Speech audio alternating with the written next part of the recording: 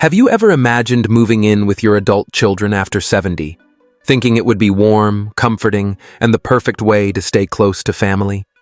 What if that dream turned into something far different, a choice that slowly erodes your freedom, your finances, and your peace of mind? For many seniors, what begins as love and security quietly becomes regret and loss. I once believed it was the best decision for my golden years, until it nearly cost me everything. My financial independence vanished, my mental health crumbled, and my closest relationships began to fall apart. In this video, we'll uncover the hidden truth behind moving in with your children after 70, a decision that might look like a blessing, but can become the biggest mistake of your later life. Stay with me until the end, because I'll reveal the 5 critical dangers you need to know, and the exact steps to protect your future, your savings, and your peace of mind. Now, let's begin. Number 1. Financial disaster, the hidden cost of moving. Have you ever stopped to think that moving in with your children could quietly drain your life savings and leave you financially dependent? This kind of slow-moving financial disaster happens more often than most realize, catching even careful seniors by surprise. Top financial planners who specialize in elder care warn that combining finances or sharing homes with adult children can create the perfect setup for confusion, conflict, and financial loss. It's not just a rare case. It's a growing pattern supported by alarming statistics and real-life stories that should make every senior think twice before making this emotional move. The National Center on Elder Abuse reveals a startling truth.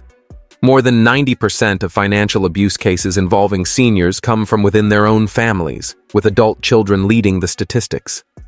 It's rarely strangers who drain an elder's savings. It's often the people they love and trust most, crossing boundaries they never thought they would.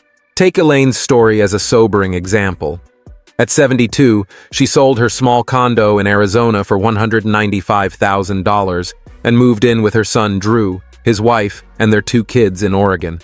She imagined a joyful, multi-generational home filled with laughter and shared meals, the kind of family closeness she'd always dreamed of.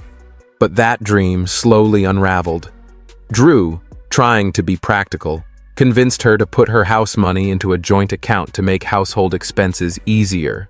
Groceries, bills, maybe a bit toward the mortgage. Elaine agreed without a second thought. 8 months later, nearly $60,000 of her savings was gone. Drew had quietly withdrawn it. $20,000 to keep his struggling business afloat, $15,000 for a kitchen renovation, and $25,000 for a brand new SUV. When Elaine finally confronted him, heartbroken, his response was sharp and guilt-laden. "Mom, you should be grateful we're taking care of you. Do you know how expensive it is to have you here?" Her savings, her safety net, had vanished, and legally, she had no ground to stand on because she had willingly added his name to that account. Maybe you're thinking, that could never happen to me. My children would never do that. But even in loving families, shared living can blur financial lines in ways no one expects. Small contributions become obligations. Temporary support turns into dependence. The boundaries fade slowly until you realize you've given up not just your money, but your control.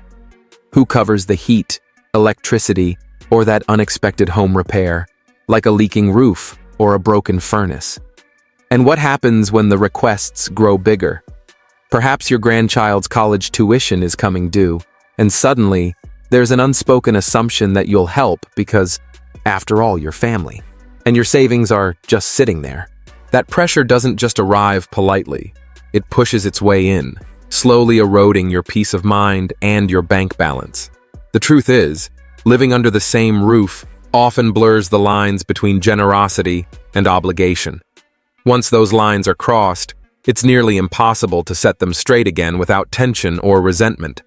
What began as a practical solution can quietly spiral into financial hardship and fractured relationships.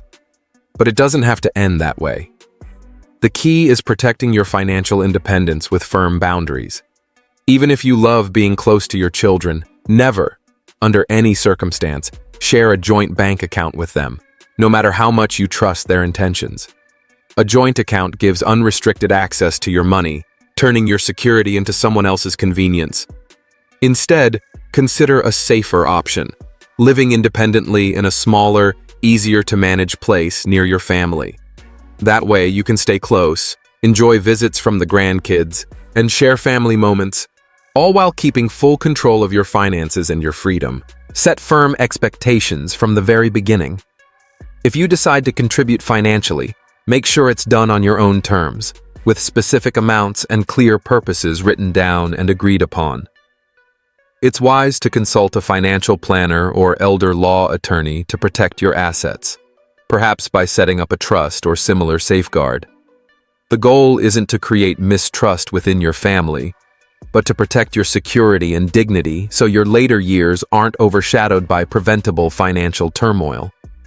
Elaine's story may be heartbreaking, but it doesn't have to be yours. Now let's talk about something even more subtle, yet just as destructive: the loss of independence, often called the silent killer. Picture this. After decades of living freely, making your own choices, and following your daily rhythm, waking when you please, eating what you like, visiting friends on a whim, you suddenly find those freedoms slipping away. You wake up one day needing to ask permission for things you've always done naturally. That slow erosion of autonomy doesn't just bruise your pride, it chips away at your spirit. Gerontologists and aging specialists warn that this loss of independence can trigger a cascade of emotional and physical decline, quietly dismantling a person's sense of self from the inside out. Elizabeth Morrison, director of geriatric psychology at Northwestern University, describes it bluntly. When seniors lose control over their own choices, the impact is both immediate and devastating. Depression rates climb sharply, cognitive abilities begin to fade, and alarmingly, mortality rates rise. The emotional toll is as severe as any chronic illness, yet it often goes unnoticed until it's too late to reverse. Take the story of Victor, a 75-year-old widower who became an unintended example of this silent decline. For 3 years after his wife's passing, he lived contentedly in their modest bungalow. He grew vegetables in his backyard, kept a deck of cards ready for poker nights with old friends, and cherished the independence of deciding his own schedule, from late-night radio shows to spontaneous visits with neighbors. But his daughter, Samantha, couldn't shake her concern. To her, his solitude seemed risky, his aging knees a growing worry.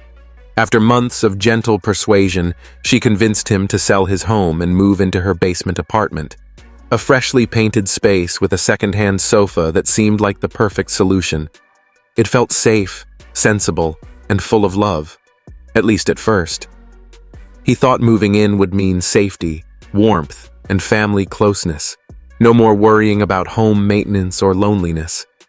But within weeks, reality crept in. The basement wasn't his home.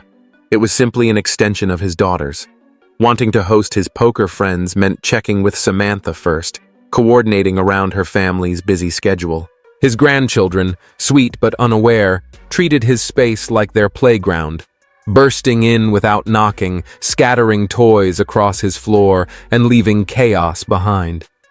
Even cooking lost its freedom. No more frying bacon at 9 o'clock. The smell drifted upstairs and disturbed the kids' bedtime routine. His car gathered dust in the driveway. Samantha insisted on driving him everywhere, saying his hands trembled too much.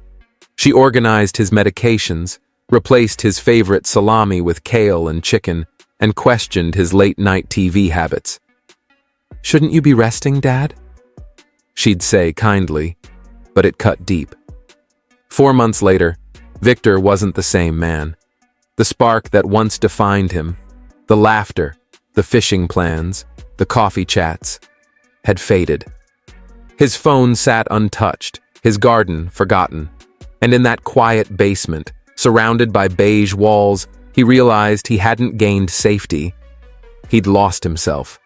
His spark faded into quiet resignation. When he finally visited his doctor, the diagnosis was sobering: severe depression. His focus and memory were unraveling faster than anyone expected.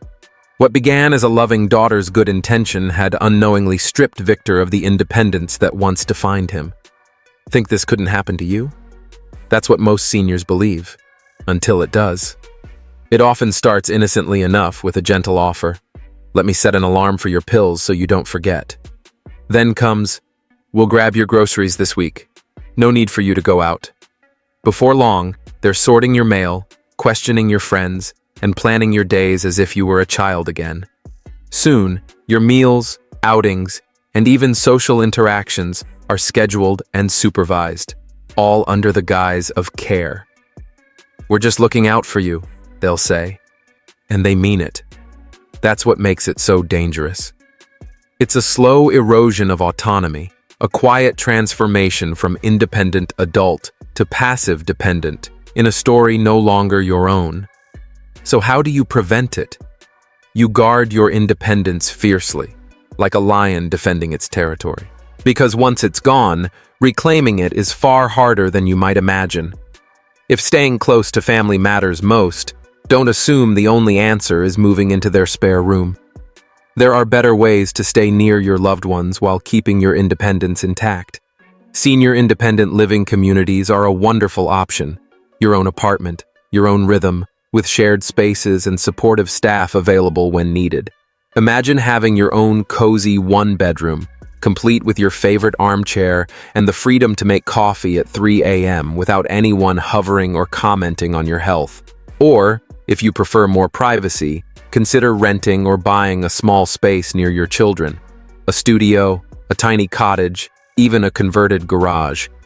Any place that's truly yours will always feel better than a borrowed corner in someone else's home. And if money is tight, don't let that stop you. Many cities offer housing assistance for seniors through government or nonprofit programs, often easier to qualify for than you might expect. You can even explore shared housing with other seniors, a comfortable arrangement where everyone has their own room, shares a kitchen, and lives with mutual respect. This isn't just about saving money.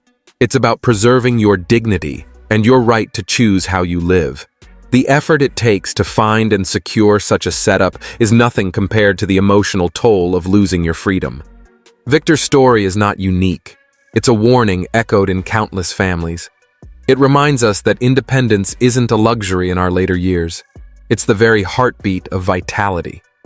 Lose it, and you risk far more than a few inconveniences. You risk losing yourself. So, fight for it. Hold on to your autonomy like your life depends on it, because in many ways, it does. Once that inner flame dims, few ever find the strength to reignite it. Live on your own terms, by your own rules, no matter how many candles sit on your next birthday cake. Now, let's talk about a third danger.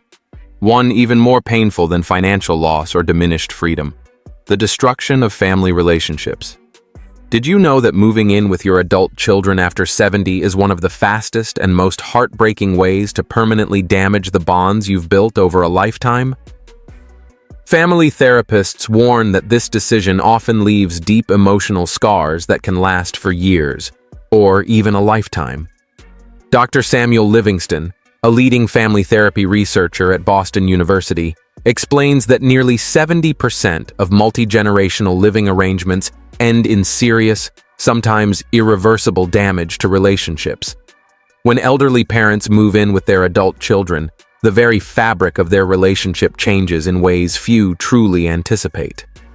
No matter how carefully rules or expectations are set beforehand, tension has a way of seeping in, quietly, persistently, until both sides feel the strain. What begins with love and good intentions can slowly turn into resentment, chipping away at years of trust and affection. Take the heartbreaking story of Dorothy, a 74-year-old widow who faced this painful reality. After a minor fall shook her confidence about living alone, she chose to move in with her daughter Melissa and her family. Before that, their bond was warm and joyful. Daily phone calls, laughter-filled weekend visits, and a closeness most families envy. But within just 3 months of living together, that harmony began to unravel. Dorothy started to feel treated like a child, her daughter's caring gestures now feeling patronizing and suffocating. Melissa, on the other hand, grew quietly resentful, overwhelmed by the added responsibility and interpreting her mother's needs as complaints. The tension didn't stop there. It spread through the household. Even the grandchildren, once delighted to spend time with their grandmother, began to feel the weight of constant reminders to be quiet and let Grandma rest. Melissa's husband, caught in the middle of growing tension, began finding reasons to stay late at work, escaping the uneasy atmosphere that had settled over their once happy home. Family dinners, once full of laughter and stories, became quiet, uncomfortable gatherings where conversation faded, and only the clinking of utensils filled the room. After 9 exhausting months, the strain became unbearable. Dorothy made the painful decision to move into a senior living apartment, hoping for peace. But the emotional damage lingered. Even 5 years later, her relationship with Melissa remains distant, reduced to brief, polite conversations, and she hasn't seen her grandchildren in over 2 years.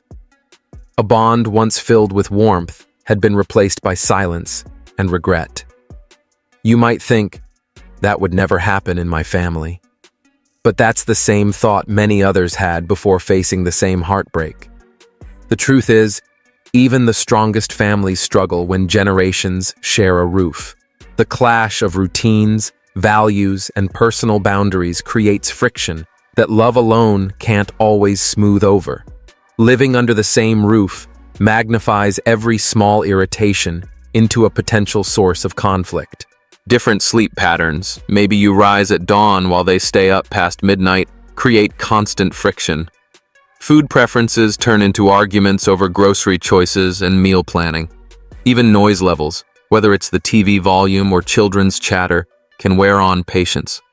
And something as simple as differing standards of cleanliness, perhaps you crave an orderly kitchen while they're comfortable with clutter, can slowly erode mutual respect. Beyond these surface-level disagreements lie deeper emotional struggles. The family roles you've known for decades begin to blur. Are you still the parent? Or have you unknowingly become the dependent child? Are you a guest in their home, or a long-term resident bound by unspoken expectations? These blurred boundaries create confusion, frustration, and resentment, weakening even the strongest bonds over time. The only true safeguard is preserving your independence. Stay close, but not under the same roof. Enjoy the family dinners, the holidays, the laughter, but always return to your own space. It's in that separation that love can thrive without strain. And if finances make living alone difficult, explore creative options, shared housing with other seniors, or smaller, affordable homes designed for older adults. Protecting your autonomy isn't selfish. It's the key to keeping your relationships and your spirit strong. By preserving your independence, you're not only protecting family relationships, but also ensuring your time together remains filled with joy instead of tension. Now, let's talk about another consequence that's far more serious: your health. Have you ever considered that moving in with your children might not just disrupt your life, but actually shorten it? The physical and mental toll of giving up independent living runs much deeper than most people imagine. Research published in the Journal of Aging Studies paints a sobering picture. Seniors who give up their own homes to live with family often experience a faster decline in both physical and cognitive health. Dr. Michael Foster, a leading geriatric specialist at the Mayo Clinic, explains that when older adults move in with their children, cases of depression and anxiety rise sharply. Sleep disturbances become common, and chronic illnesses like heart disease, dementia, and arthritis can worsen dramatically, sometimes in a matter of months. Take Walter, for example. At 76, he lived independently, managing his mild arthritis and blood pressure with discipline and care. His days began with coffee and a peaceful walk around the neighborhood, a rhythm that kept him grounded and content. But when his son Gregory, worried about a few memory lapses, urged him to move in for safety. Walter reluctantly agreed. Within weeks, everything changed. His routines, his sense of control and stability crumbled, and with them, his physical and emotional well-being began to unravel. Walter's morning walks, once his favorite ritual to stay flexible and uplifted, quickly vanished. No one in the busy household had time to join him, and he didn't feel comfortable going alone. The family's chaotic rhythm, late dinners, early mornings, and constant noise from energetic grandchildren disrupted his sleep, leaving him drained and irritable. Even his carefully timed meals and medication schedule fell apart, sending his blood pressure spiraling out of control. The lively home that was meant to comfort him became a source of quiet torment. The clatter of dishes, endless chatter, and blaring television wore him down day by day. Within 6 months, the damage was clear. His blood pressure hit dangerous levels despite stronger prescriptions. Anxiety attacks crept in for the first time in his life, and sleepless nights left him dazed and forgetful. Without regular exercise, his arthritis worsened, and his once sharp mind began to dull. Then came the breaking point, a minor stroke. His doctor traced it directly to chronic stress and the disrupted lifestyle that came with moving in. Walter, once a picture of quiet independence, was now frail and defeated. And sadly, his story isn't rare. This same pattern unfolds in thousands of homes each year. The truth is simple, yet sobering. When you move into someone else's home, even with love and good intentions, you often lose the very routines that keep you healthy, balanced, and alive. Your long-practiced self-care routines slowly fade into the background. Exercise becomes irregular, sleep quality declines, and your personal dietary needs often take a back seat to the preferences of a younger household. Moving in with family can also mean changing doctors, disrupting the continuity of care right when consistency matters most. And beyond all that, the stress of adjusting to new surroundings, new rules, new personalities, and constant activity can take a serious toll on both body and mind. Research confirms this reality. Seniors who maintain their own households, supported by in-home care when necessary, consistently live longer, healthier, and more vibrant lives than those who give up their independence to move in with family. The message is clear. Protect your health by fiercely preserving control over your daily schedule and living environment. If you need support, consider professional in-home caregivers, meal delivery services, or senior transportation programs that allow you to remain in your own space. Have you ever discussed with your doctor the potential health risks of giving up your independence? Make it a point at your next visit. Ask about strategies to maintain your well-being and evaluate the evidence yourself. Your body and mind deserve that level of respect and care. It often happens quietly, almost unnoticed, until it's too late. Elder law attorneys across the country have documented a disturbing pattern. Most financial exploitation and abuse cases involve seniors living with family members. A report from the American Bar Association's Commission on Law and Aging revealed that older adults who move in with relatives are nearly 3 times more likely to suffer some form of abuse, financial, emotional, or even physical, compared to those who maintain independent living arrangements. Elizabeth's story serves as a heartbreaking reminder. At 77, after recovering from pneumonia, she moved in with her son Russell and his wife, trusting it would be a safe, supportive arrangement. To simplify things, she added him as a joint owner on her bank accounts and signed a power of attorney document, prepared hastily by one of Russell's friends, not a legal specialist. For a while, everything seemed fine, but the cracks began to show when Elizabeth refused to sell her beloved antique collection, a lifetime of memories. Without her consent, Russell sold several pieces, claiming it was for her own good, to declutter and fund her care. The shock only deepened when she decided she wanted to return home. Elizabeth then discovered that Russell had taken out a new mortgage on her fully paid-off house, which she had unknowingly signed over to him.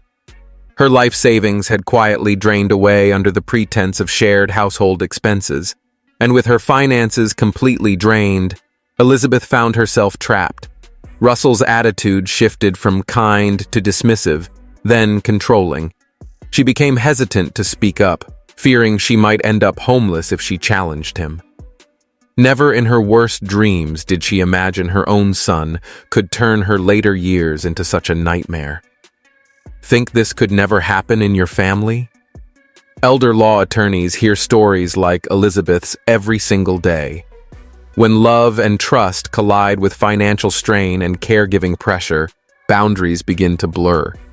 Living together can quietly create the perfect setup for exploitation. It starts small, maybe a shared credit card for groceries, and then grows into something far worse: manipulation, coercion, or outright theft.